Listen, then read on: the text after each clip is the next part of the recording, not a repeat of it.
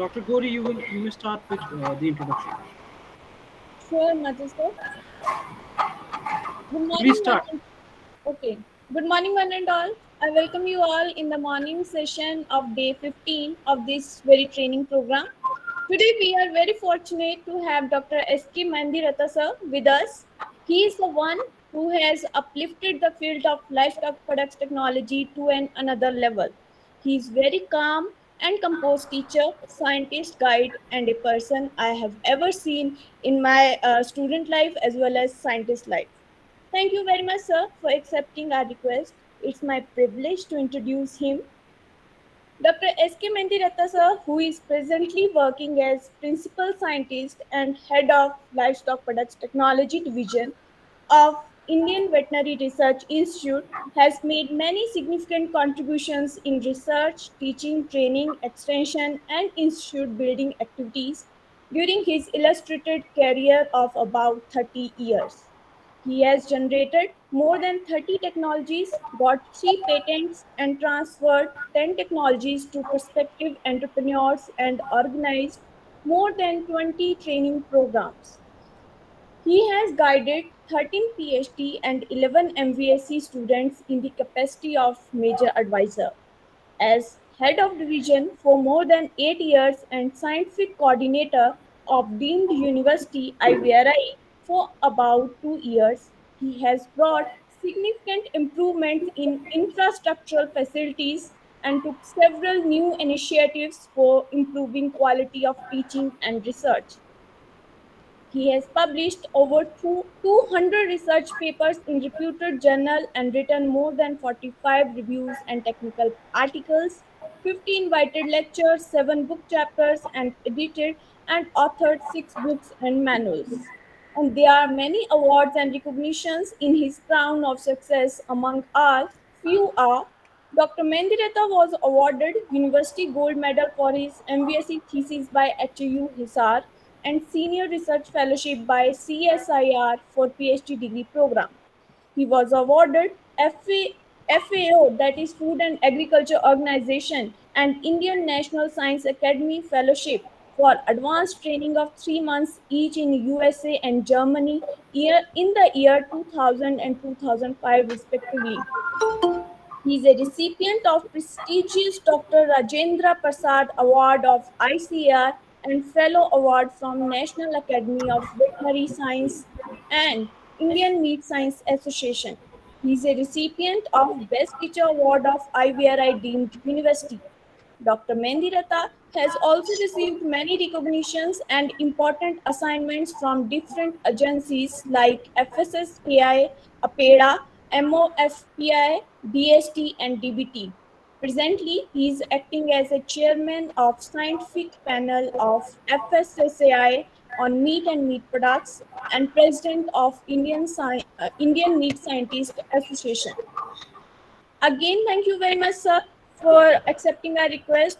Now, I request you to please deliver the talk. Thank you, sir. Over to you, Dr. S.K. Mendiratta, sir. Thank you, Dr. Gori, for good words. So, from the list, I can see that many known faces are there. So, many experienced person are there. So it will be rather a interactive session. So, many things I will be learning from the participants, maybe during the end of lecture. So, once again, I want to thank the organizer for giving me opportunity. Actually, this sustainability for a meat scientist. So if we talk, it will be little difficult. If a meat scientist will talk, well, if a meat scientist will tell कि beside that meat, that production, we need to take care of sustainability, then it will not look very appropriate. But I decided that I will speak on this topic. So maybe that beside this production, we need to take care of sustainability, because I can see that many faces which are directly linked with the meat industry, they are working in the slaughterhouses and they are heading they are future leader of meat science. Also many young scientists are the young fellows are also there in the participants. So from this very first slide, you can see so that each picture is depicting something. that for example, in the left side, we can see that we are slaughtering a male buffalo calf at very young age, without when they achieve that optimum slaughter weight, and we are not using scientific method of slaughter, and in marketing also we are using that primitive method of marketing. So we need to change. We need to grow our animal to optimum age, where optimum production should be there. We need to go for scientific slaughter, hygienic slaughter, and also we need to reorient our marketing strategy. And to have sustainability, that in the coming slide, so I will be discussing that what is sustainability. So before going to that meat sector,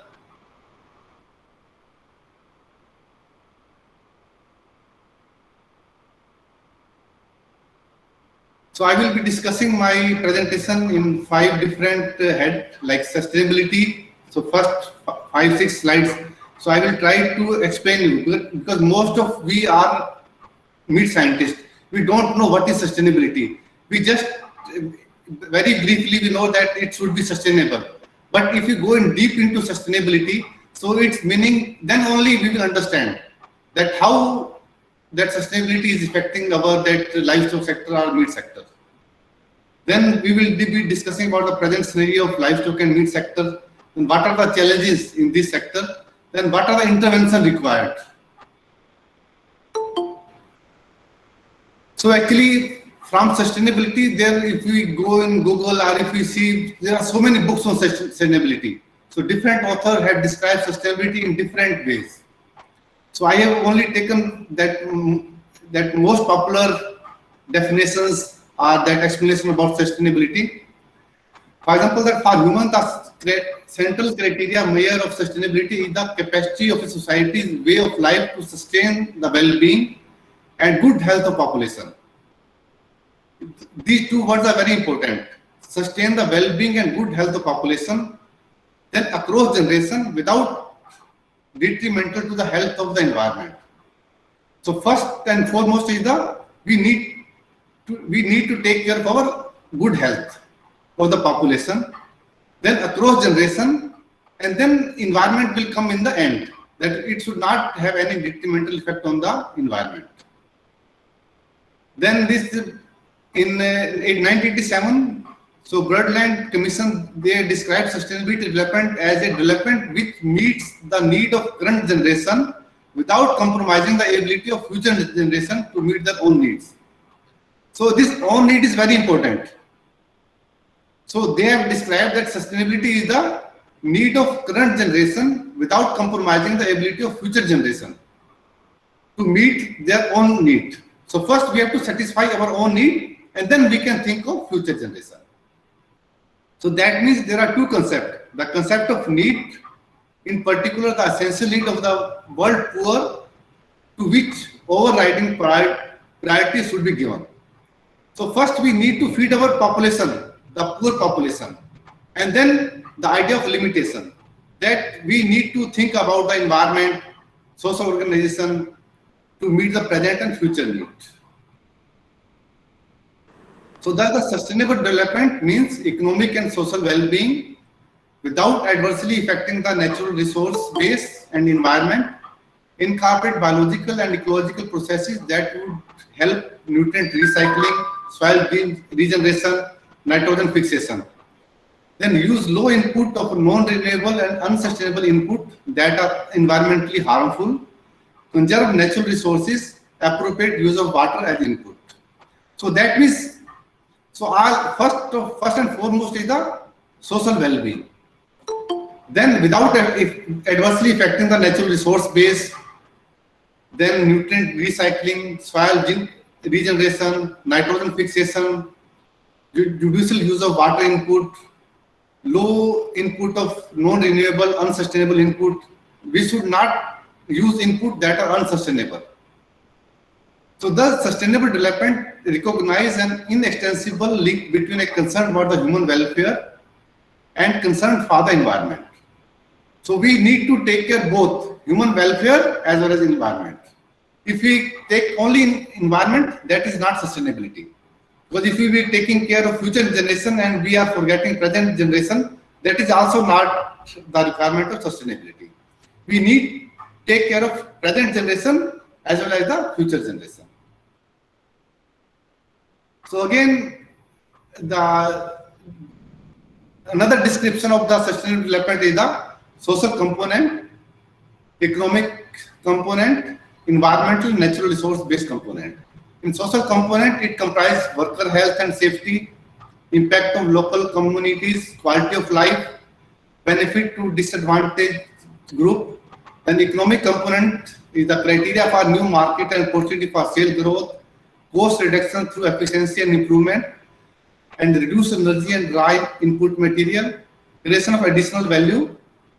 Then environmental and natural resource component include reduce waste, effluent generation, emission into environment, reduce impact on human health, use of renewable raw material, elimination of toxic substances, maintain a argument natural resource base.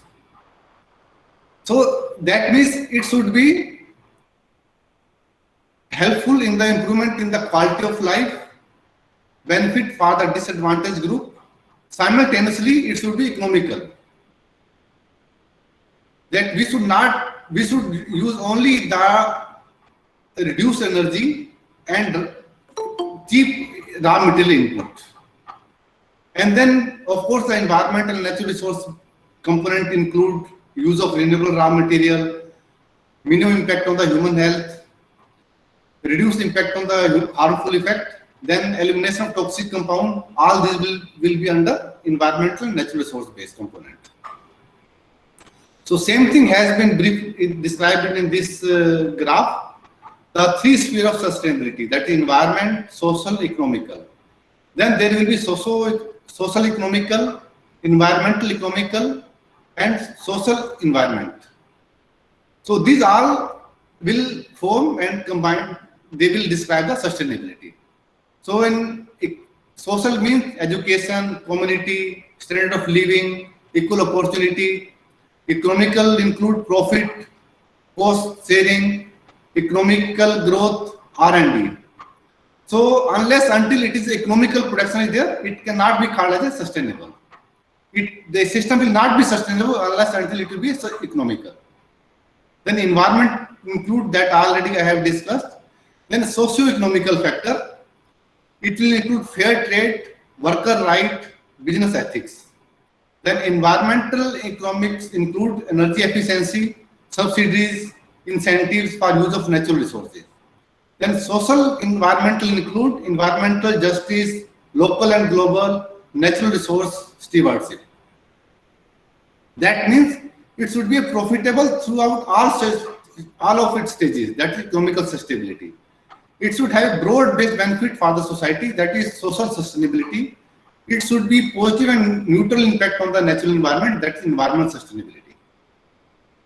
So these are the three basic components of a sustainable food value chain. So same thing, another author that Mana Singhe have described same thing in different terms. So now coming to the role of livestock in economical development. I think now it should be clear to you that what is sustainability.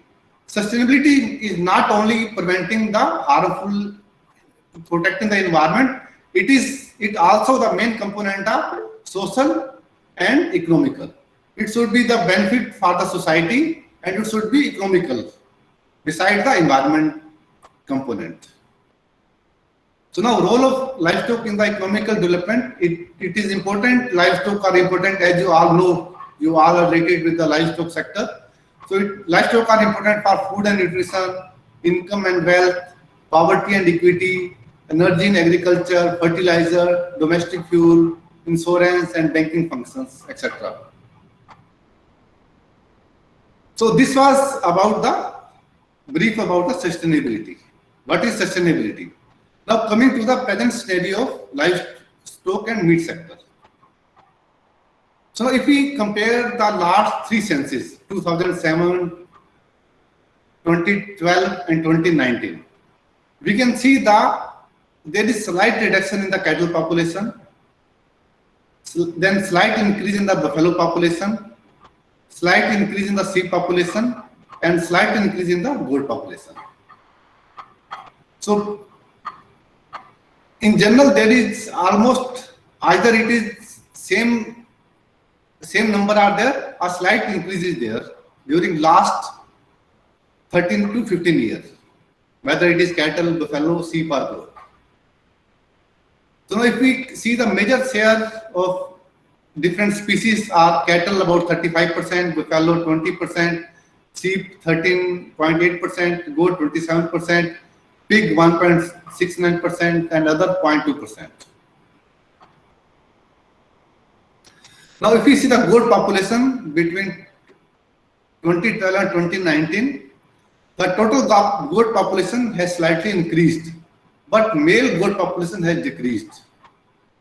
Female population, goat population has increased. So the male goat population has decreased from 37.6 million in 2012 to 32.10 million. So there is net change of minus 14.65. So because today we are especially discussing about the meat sector. So as we all know that male goat are very important for the meat production. This goat meat even is in great demand, especially in the domestic market.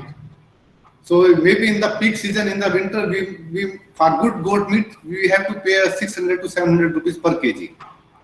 And if we see if the male goat population is decreasing, then we need to introspect that we need to do something to prevent that there should be no further decrease in the male goat population. Only then we can ensure the sustainable meat production for the goat sector. Then coming to buffalo, so total buffalo population increased from 108 to 109. Then but female population also slightly increased, in milk also almost same, dry almost same.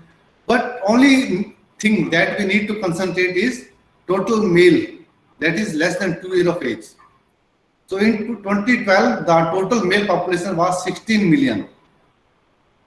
And it decreased to 9.28 million in 2019. So there is net decrease of 42% male buffalo cow. So in the coming slide also I will be discussing that how the male calf population is decreasing. So because the maximum buffalo meat that we are exporting is coming from the male calf. And if you are not able to sustain the population of male calf, then we will be not able to sustain the meat production. And if we will be not able to sustain the meat production, it will be affecting the livestock sector, the economy of livestock sector, the revenue from livestock sector. So ultimately it will be affecting the milk production also, then economic condition of farmer also. So we need to seriously think that what are the steps we need to take to prevent the further decline in the male buffalo calf population. Then pig population also decreased. So it was 10.29 million and it was in 9 million in 2019. So there is net decrease of 12% decrease in the pig population. Because pig is also coming as a major meat animal, especially in the northeast India and in many other states. Because all other are dual purpose animal. So we are using both for milk and meat, or for wool and meat, or for egg and meat. But pig is the only species that is only used for the meat purpose. And especially for the poor society. So it has been proved to be a very good source of earning. So we also need to do something to increase the pig population that has decreased during the last census. Now, if we see the trend in livestock and meat production in India, so this is 2017 figure. So first column is the population, then animals slaughtered, percentage slaughter, meat production, and share in total meat production. So here I want to emphasize that the percentage slaughter for buffalo is only 11%, cattle 1.7%, pig 110%, goat 65%, sheep 60%. And accordingly, the percentage share of different species has also been shown.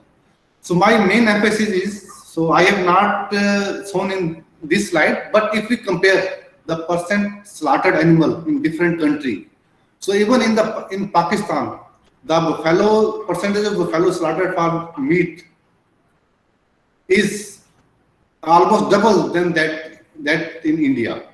But even then, the population is increasing year by year. So it is the wrong conception that if we will be slaughtering more animal, the population will decrease.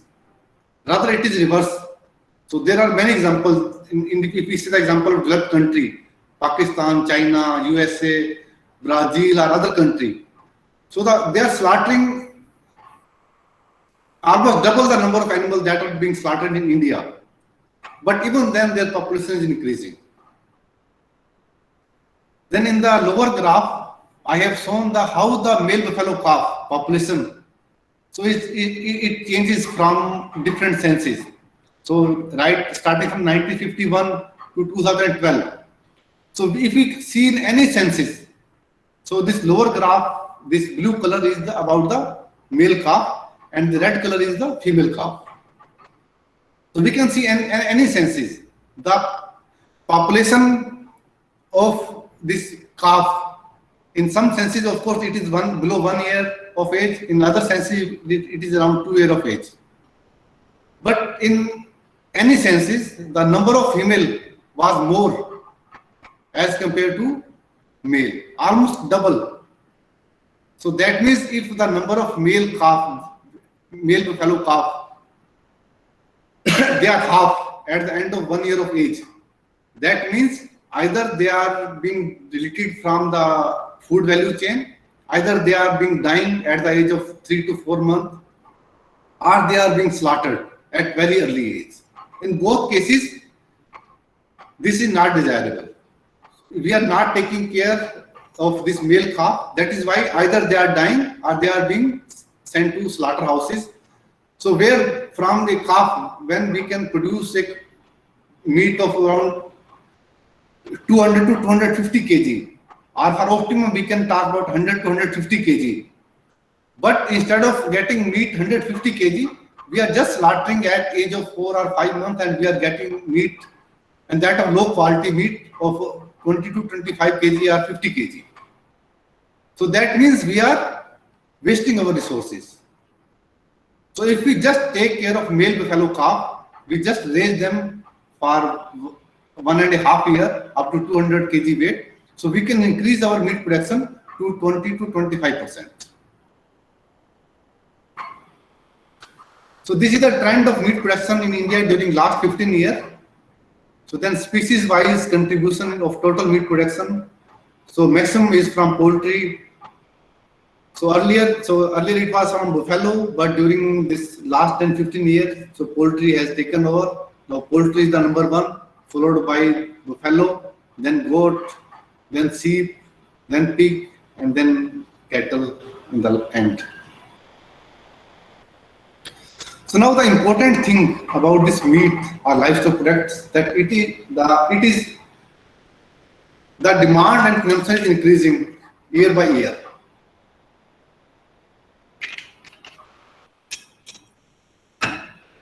So due to expanding middle class, per capita consumption and income is increasing. Now people are more aware about nutritional security, immunity booster, especially that corona pandemic. So now people, they want to improve their immunity. So they want to have more and more milk. They want to have more this soup or other this high protein diet to increase their immunity. Then educational awareness is also increasing, urbanization, young and growing population. Now they are more concerned about their health. So earlier people are eating meat just for taste sake. But now our young population is eating meat not only for taste, but for their health also. Also our proactive government policies, then abundant raw material, then minimum risk, multinational brands, rural women empowerment. So all these factor are also contributing in increasing demand and consumption of livestock product. So in this graph, it is clear that with the increasing income, the demand for livestock product is increasing. So this is another graph. So in that they have shown that with the changing time, now people are spending more on the milk and meat product. Earlier they were spending more. So the percentage of expenditure, monthly expenditure was more on the cereal and pulses. But with the change in time, now the expenditure on cereal and pulses has decreased. The expenses of edible oil has decreased. Expenses on milk, meat, vegetable, fruits have increased. And expenses on beverages has also decreased. That means people are now becoming more health conscious. Now another thing about the requirement of animal protein. Now our young generation is more aware that they want to have their optimum nutrient or their optimum growth and immunity. So if you see the ICAR recommendation, so we need to have 1 gram protein per kg of body weight. That if we are 45, if we are 65 kg weight, then we need to have 65 gram protein per day. And out of this, 30 to 40% should be from animal protein. So that means 20 to 25 gram protein per day should be from milk, meat or egg. So if we are non-veg, then we can have distribution either from something from egg, some from meat, some from milk. But if we are purely vegetarian, then we need to have all this animal protein from animal source. That is from milk. So that means we need to have at least 600 to 700 gram milk daily. Then only we can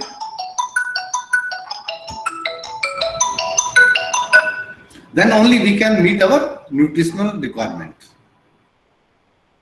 So at present, our availability is only 10 gram against the world average of 29 gram animal protein. So if we go minimum 20 gram, then we need to improve our production of milk or meat or egg to double. Only then we can meet the minimum requirement of 20 gram. At present, it is only 10 gram, whereas world average is 29 gram. Then there are many issues and challenges in the meat sector like poor nutrition, shortage and increased cost of feed and fodder, inefficient low production, inefficient utilization of produce. So because the first and foremost principle is the economics. So unless until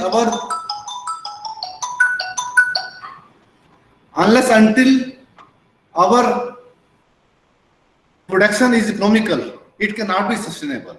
So to have more profit from this sector, we need to use all byproduct and co-product. Only then it will be beneficial. Then we need to slaughter at optimum slaughter rates.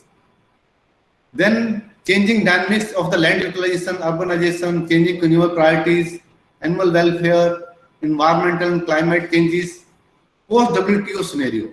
So earlier when there was no WTO, so whatever we were producing, we were consuming. But WTO has changed that scenario. Now we have to compete with international market. So if our produce is not economical, when international market will dump their product to our market, then it will be very difficult for our farmer to sustain, our meat producer to sustain, our livestock producer to have to sustain. So we need to change our strategy as per the requirement. Then religious taboos and political compulsions is another challenge. Unorganized marketing, lack of objective system, lower carcass weight and meat yield, poor hygiene and inadequate slaughter facilities, poor post-harvest management, inadequate byproduct utilization, quality awareness, residue level. Now people are becoming more aware about the quality. So now they want to know that whether whatever product they are buying, it is FSI license is there, FSI registration is there. So whether the residue level are within prescribed limit or not. Then value chain is another thing that we will be discussing in the coming slide. To ensure sustainability, we need to take care of value chain. Then this is another slide about the top meat producing country in the world. So just I want to emphasize that our population in the second table, I have shown that we are having about more than 30% of the world buffalo and cattle, 305 million, more than Brazil, China, US, EU. But our meat production is far, far less. So USA is producing about 12,000 metric ton, 12,000 metric ton, 1,000 metric ton, and our is about 1/3 of the US production, whereas our population is about 3 times than USA. So that means we need to rethink that how we can have maximum production from the minimum animal, because with the decreasing that land availability due to fodder scarcity, so we cannot have so much. We need to think that whether we should go for number driven livestock production or that quantity livestock production.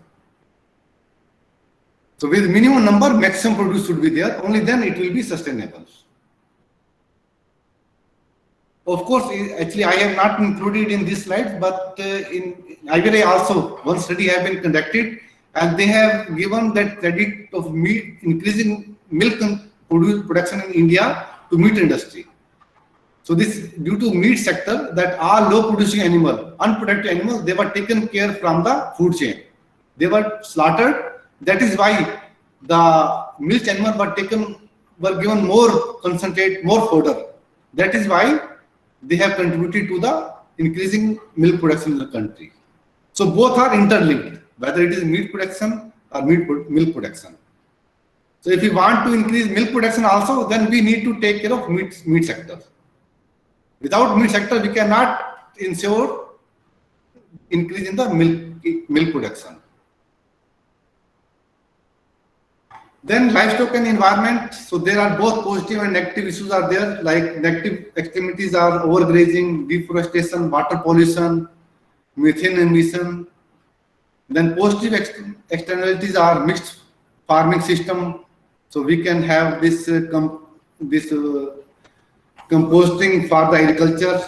The recycling of agriculture byproduct can be used for the animal feed.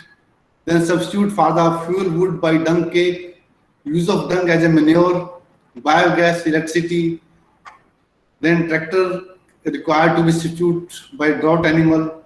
So there are both negative and positive impacts are there of livestock on the environment. So we need to take care of each and everything, that there should be no over exploitation of any resource. Then feed and fodder also. So there are, in one estimate, it has been reported that we had 11% shortage of dry fodder, 35% shortage in green fodder, 28% in concentrate feed, 5% grain production.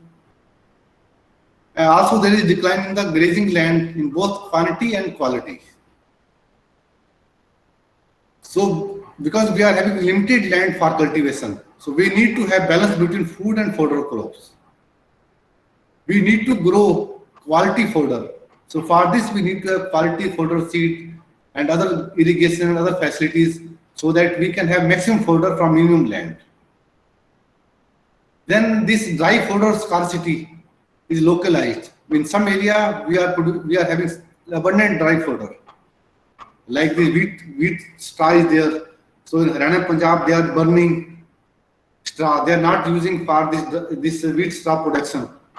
But in other area, so there is shortage of the dry fodder. So we need to have strategies so that how we can economically transport from this dry fodder from one place to another place by making feed block or by some other technologies. Then changing food choices is another challenge, like rising literacy, education, income, urbanization, changing food choice, improved communication and transportation, changing family structure, joint versus nuclear, productivity versus profitability, fresh food versus this processed food, value chain, post-harvest matters, health awareness. So that is demand is changing. Earlier we were having some different demand. Now our priorities have changed. So we need to develop new capacities to meet out the new demand. For example, if we see about 40 years back, our forefathers, they were more concerned about the price. So whatever was cheap, they were just procuring that and they were consuming. But with the change in time, then comes that fresh food, it should be fresh, then it should be quality, then welfare issue came, then environmental ethics, then organic, then nutritive value. So at present, authenticity, safety, taste, ease in use, convenience, stability, wholesomeness, brand name, functionality, consumer satisfaction, then packaging. So all these factors, they're also contributing for demand of any product or any produce. So consumer is considering all the aspects whenever he is buying any product, or especially meat. So if we talk about this meat, so they are more concerned about its microbiological safe, free from residue, free from parasitic infestation, animal welfare, authenticated, that whether it is from the same species that has been labeled, or whether that it is properly halal or jhatka, or whether the ingredients are as per the limit, then traceability, desired physical-chemical characteristics. So all these factors consumer is considering whenever he is making decision about buying any product. Then input to sustained production include assured raw material, quality and economical feeding, quality and safety of produce, then demand, then environment. So all these we'll be briefly discussing. Then what are the interventions required? That meat sector or livestock sector, it should be sustainable. So if meat sector is sustainable, livestock sector will be sustainable. So what are the interventions we need to take care so that it should be, the system should be sustainable? So that sustainable animal production is largely dependent on feed supply and cost, production efficiency and utilization of produce, modern technology and policies. So it should support to achieve maximum gain. That unless until it is profitable, it is not sustainable. So whatever technology or policies we are adopting, it should be profitable for the farmer. Then it should address environmental concerns. Then we need to documentation and highlight the micro level role of livestock sector. For resource poor rural household, energy and agriculture, household operation, food and nutrition security, income and wealth. So we need to document and highlight all the micro level benefit role of this livestock sector. So it is not only meat or milk that we are getting from livestock sector. There are many other things that livestock sector is indirectly giving to us. Then strengthening public-private partnership in livestock sector, promoting FPO, food producer corporations, organizations, etc.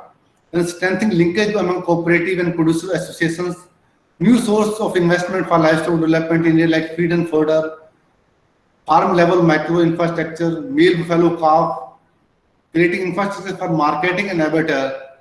The marketing is one of the most important things that we need to take care. So farmer is selling his animal or milk at a very rather unprofitable or no profit, no loss basis. So he will be selling this meat animal at a very cheap rate. But the middleman is earning more. So we need to reorient our market so that the maximum profit should go to the farmer, not to the middleman. An animal production and utilization should be organized on the modern scientific line. It should not be number driven. Then focus on economic efficiency of different livestock system. Then we need to carry out cost benefit analysis. Then different priority for different livestock production system like smallholder, mixed farming, pastoral system, commercial grazing, intensive livestock system. So we need to have different priorities. It is not the same policies for different production system. Then fodder bank need to preserve seed and fodder for lean and scarcity period. Then animal feed production system need to be compatible to new requirement. Then raising of local specific livestock species and improving existing value chain approach to address the economic, social and gender animal health issues. Then we need to have a definite slaughter policy. Then traceability of livestock sector, this livestock product. Then antimicrobial resistance. So that is coming as a very big problem, threat to the human being. So we need to ensure that our product is antibiotic or this residue free. Then we need to have a data bank and risk assessment of microbial and chemical contaminants. Then markets for meat, animal, birds and meat product, promoting meat consumption and export. So these are different, like for goat and pig also, we need to have intervention to have appropriate breeding, disease management, nutritional interventions, commercial marketing. So like it is not that, like that nutritional scientists, they have devised number of technologies, number of techniques by which they can reduce the input cost. Instead of having, like, they can have a strategic feeding. They need to have a different nutrient during early phase of growth, then during fattening, different nutrient, then just before slaughter, different nutrient, so that we can end product, we can have same. The meat quality and quantity should be same, but the input cost should be reduced by strategic feeding. Then pragmatic slaughter regulation for sustainable production by promoting export and adopting FMD-free approach. Effective utilization disposal of good quality buffalo hide. So that is another, during that last 4 or 5 years, the not only buffalo hide, the hide and skin of all meat animal. So it is being disposed of at throwaway price. They are not being effectively utilized. Due to this closing of tanneries around Ganga and other rivers.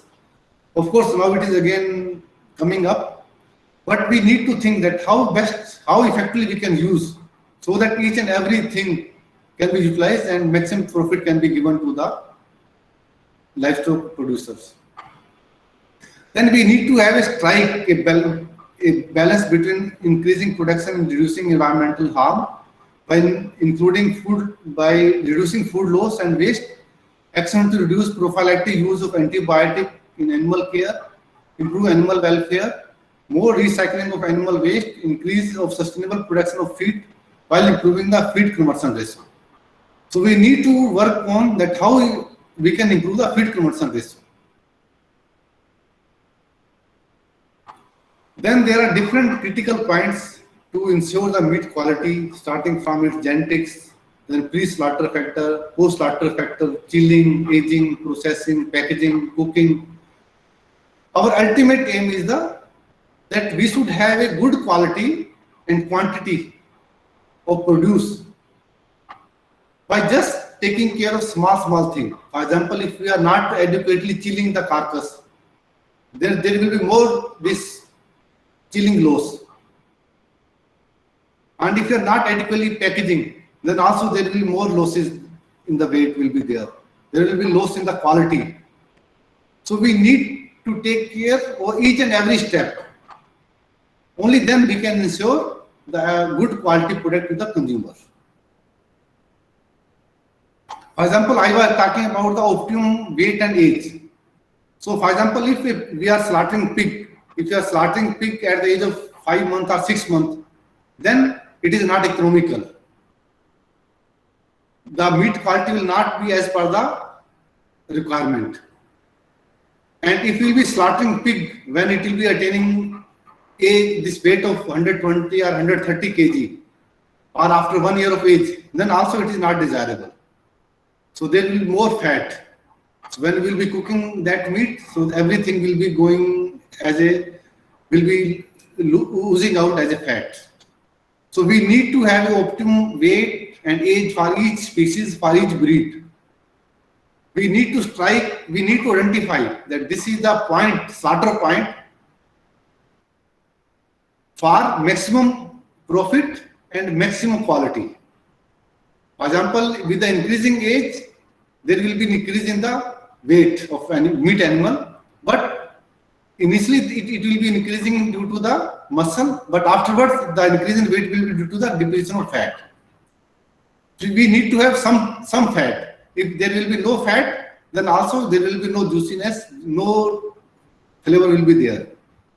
And if there will be abundant fat, then also it will be not good for the health. And also we need to see the economics. If we will be raising animal at higher body weight, so the per kg feed consumption will be very high as compared to the gain in terms of the meat. So we need to strike a balance. We need to identify that up to this age, the feed conversion ratio or feed consumption versus meat production will be profitable. Only then it will be sustainable.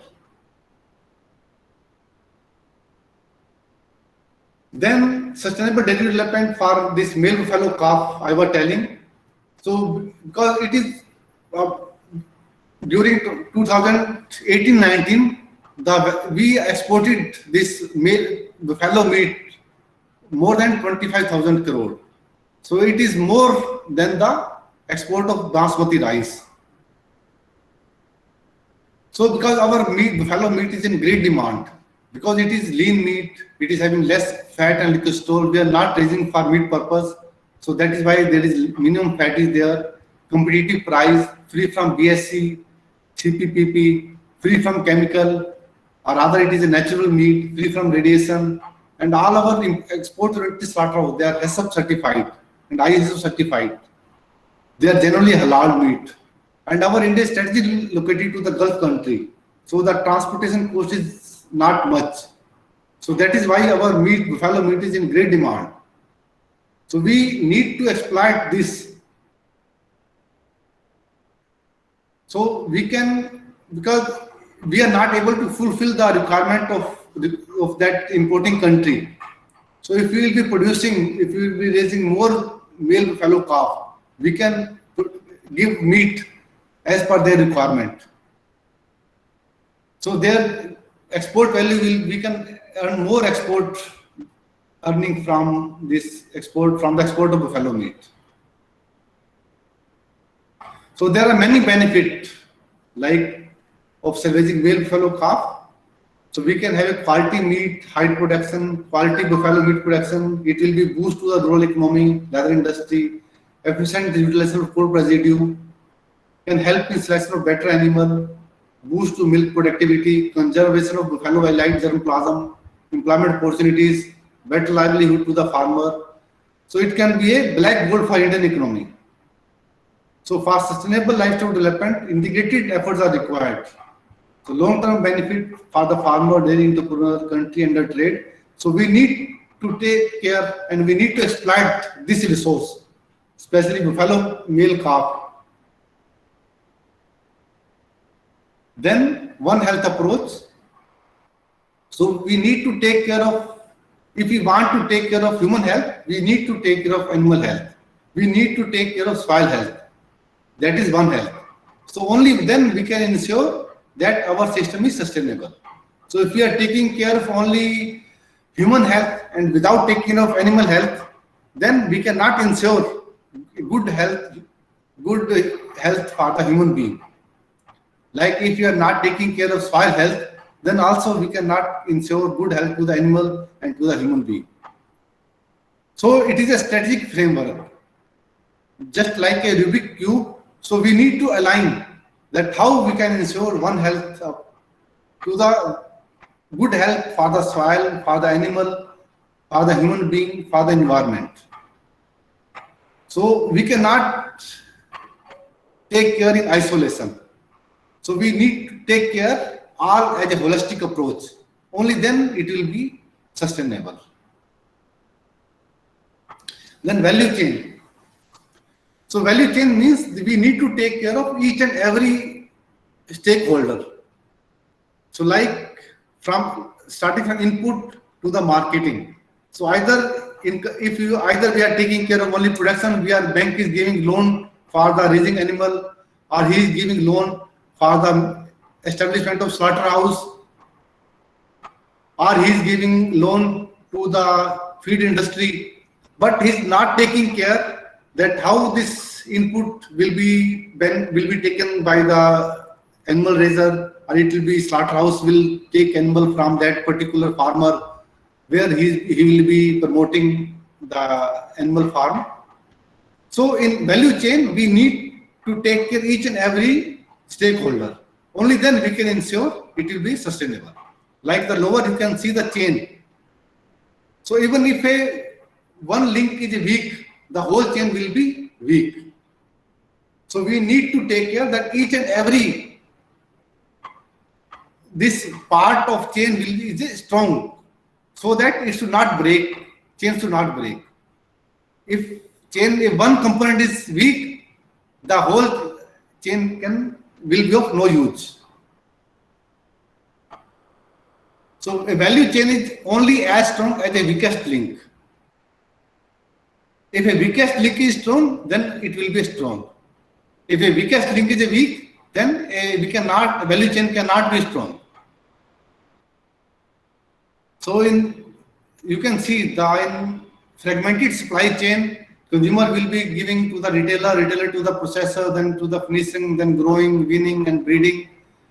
But in value chain, calibrated demand pool, so all stakeholders, they are interrelated. So that if a livestock owner is producing good animal, he will be getting good initiative from the processor, from the slaughterhouse.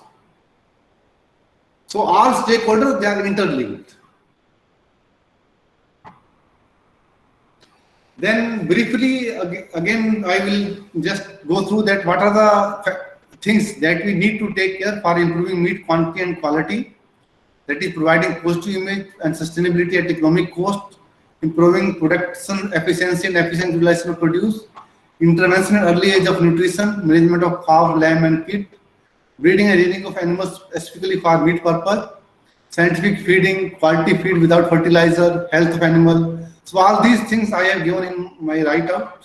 So Dr. Gori has also helped in preparing that write-up.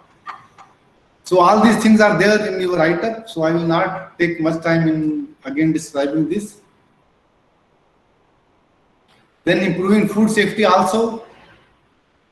So animal health, human health, it is top-down commitment should be there. Slaughter policy, pre-harvest, post-harvest management, hide intervention, protection of meat workers. So like in all other country, so like we are respecting our farmer. In other countries, they are respecting this meat producer. They are respecting the butchers, abattoir worker. So they are considering, like we are considering farmer as our annadata. So they are considering butcher and abattoir as their annadata. So we need to respect, we need to create same feeling, because they are slaughtering animal for us only. So we are relishing that meat or meat product, but we are not loving our abattoir or butchers. So we need to love our animal, we need to love all the stakeholders, only then it will be sustainable. Then education, training, required facilities for animal handler, safe handling of raw meat, database, risk assessment, the integrated quality assurance system.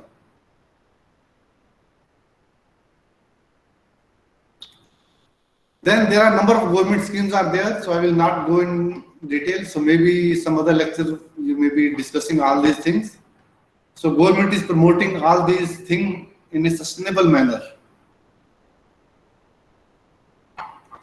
So now in the end, to sum up, so that multifaceted approach for sustainability of livestock sector is required. That is focus on increasing yield and productivity, optimization of production, that is cautious mechanization. We need to improve production, but simultaneously we need to take care of environment and this social factor and economics also. Then efficient utilization of resource, including crop residue, slaughter policy, culling of low and productive animal, improving health. So we are not taking care of prophylactic about vaccines.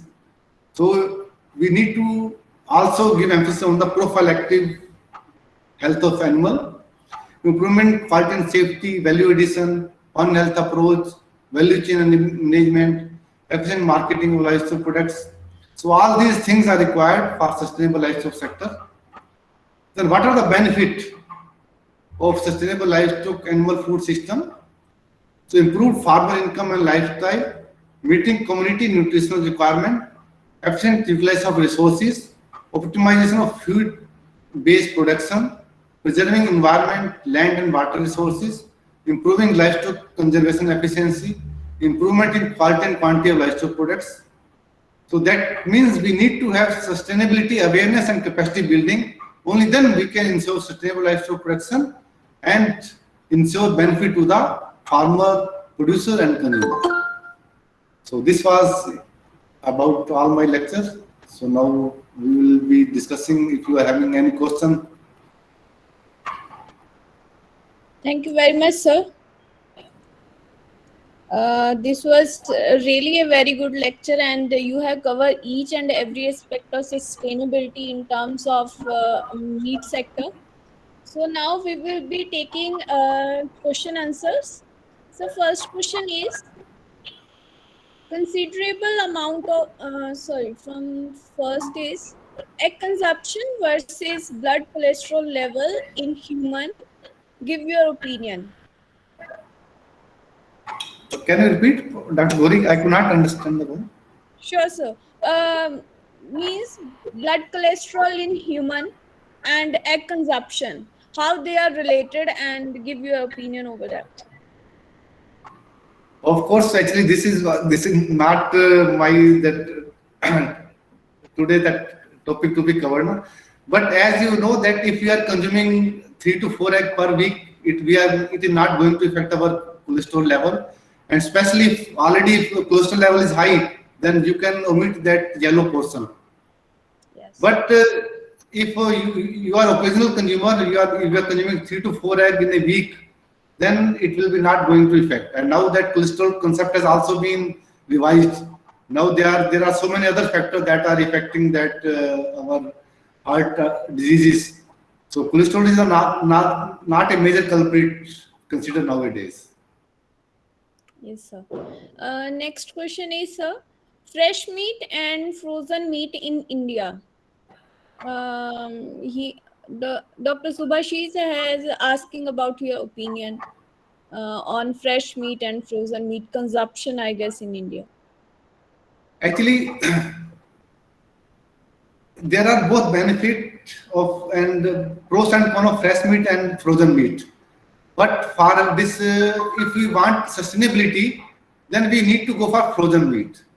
Of course, if for taste purpose, so if we are consuming fresh meat immediately after slaughter, if our animal is adult, spent animal is there, and if the quality of meat is very poor, and we are not aging animal for 1 week or 14 days, we are consuming animal on the same day, then if we will be consuming that meat before onset of rigor mortis, within 3 to 4 hours slaughter, then it will go very good quality.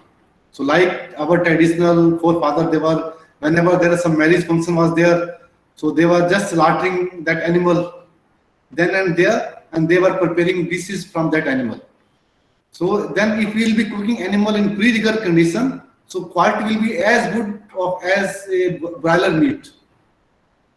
But nowadays, when we are having facilities for this frozen or chilling storage, and we want to ensure that sustainable price to the farmer, then definitely that we need to recommend this freezing of meat so that we can market as per convenience, and there will be more shelf life of the farmer.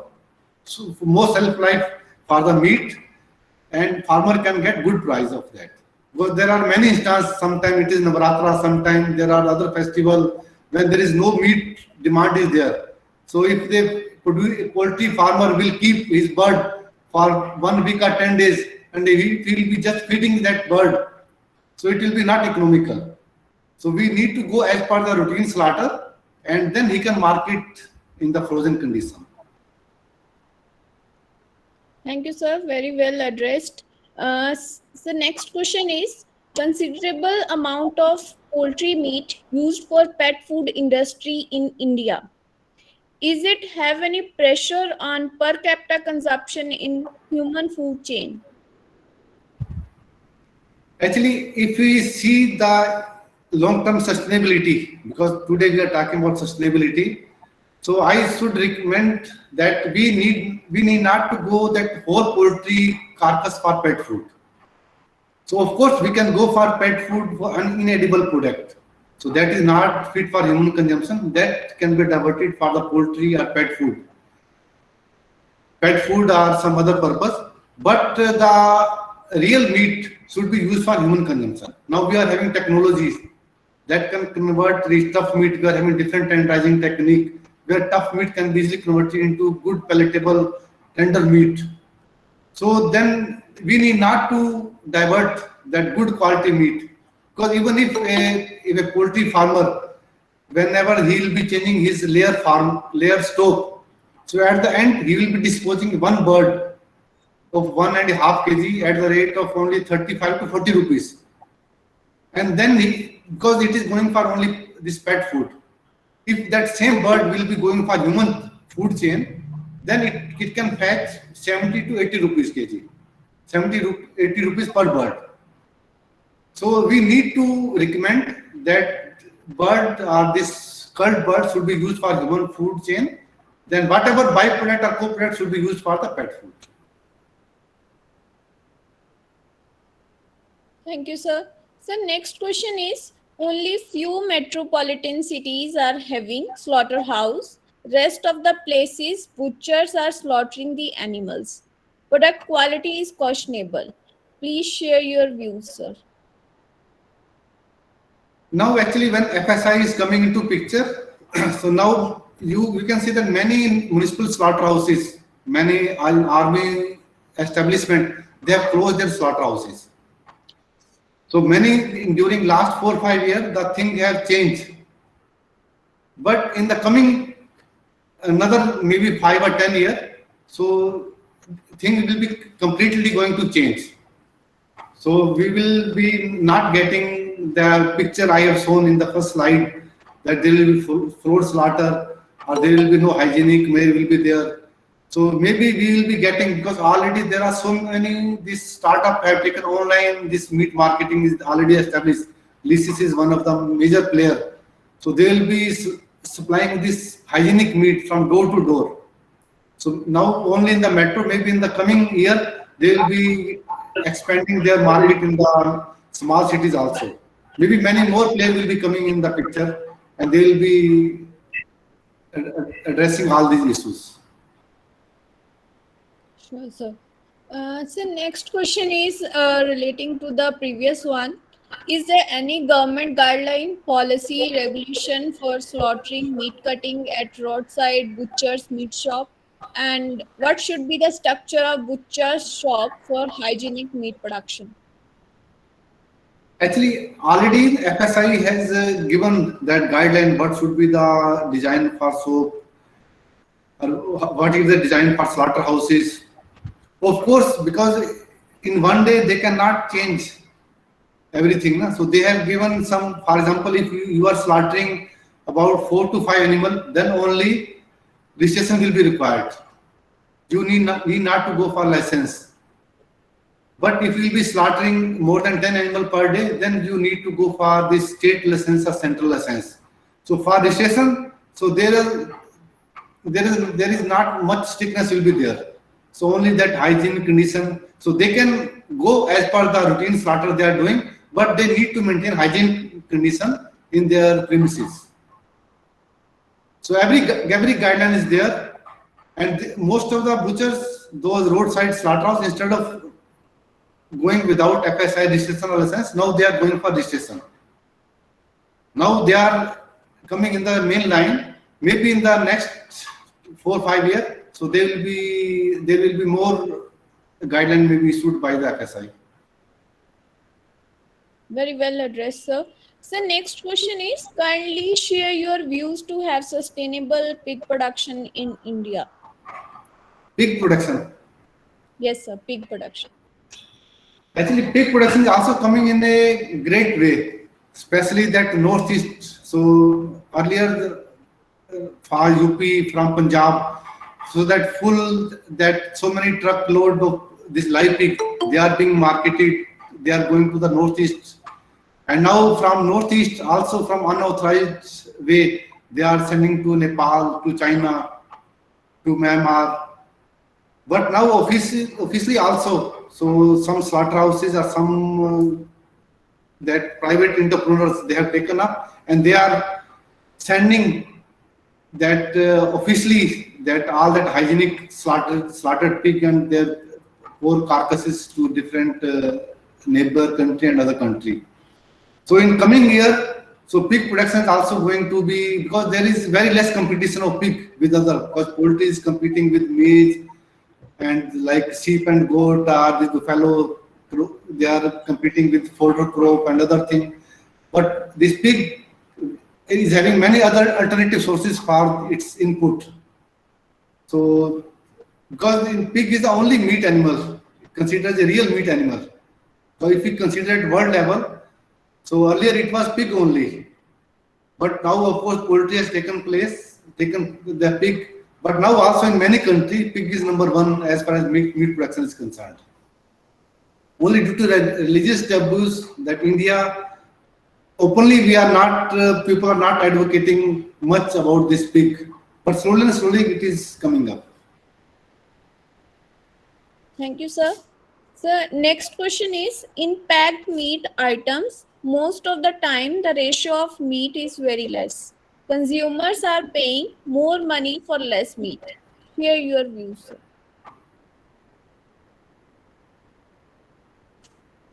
Means it is more bone or what? Sir, he's saying, sir, in packed meat items, I guess ready to eat items, most of the time the ratio of meat is very less, and Yes, consumers are paying more money for less meat. yes, Share yes. your views. Yes, actually now you are right. It is happening. So if we buy sausage or patties from the market, so it is full of extender. So, but if we see the guideline, FSI guideline, so there should be minimum 50% meat.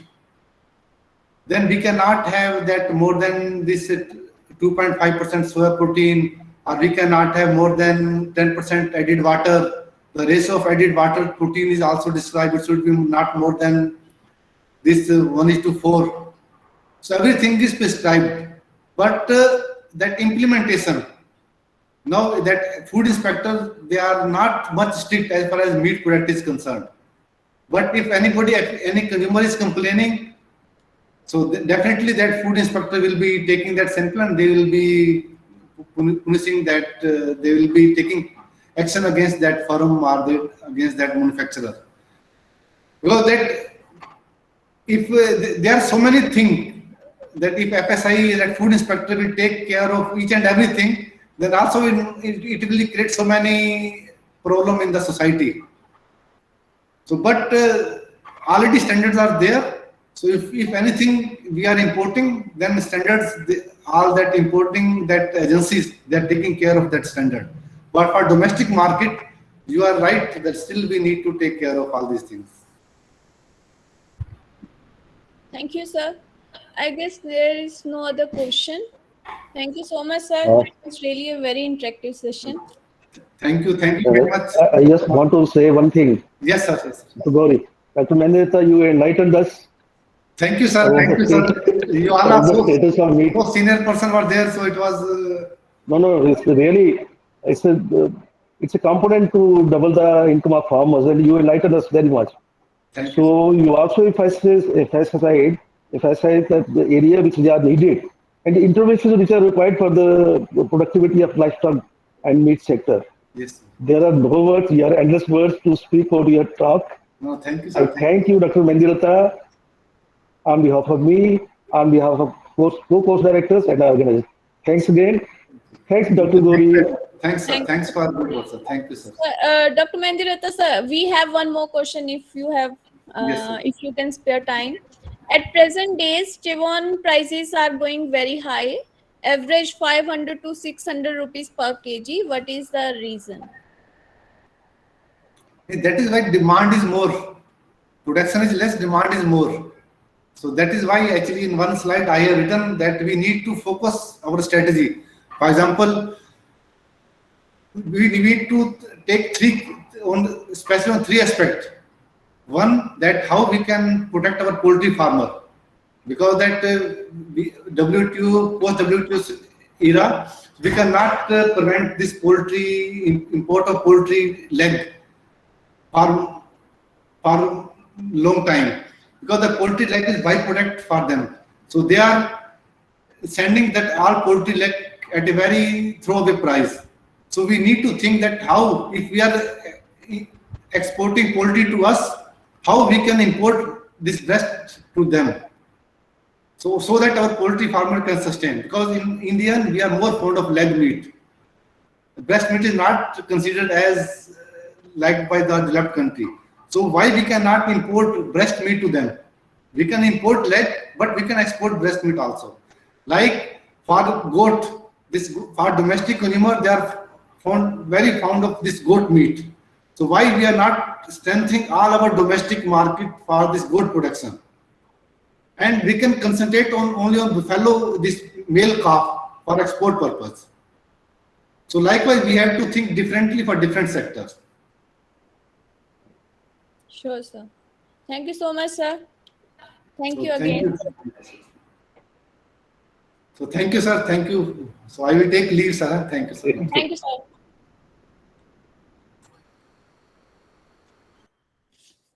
So, dear participants, that was very interactive session by Dr. Mendiratta, sir.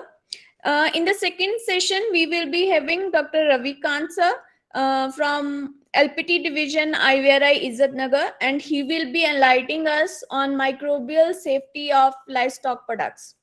So see you at 2:30, right? Stay safe and goodbye.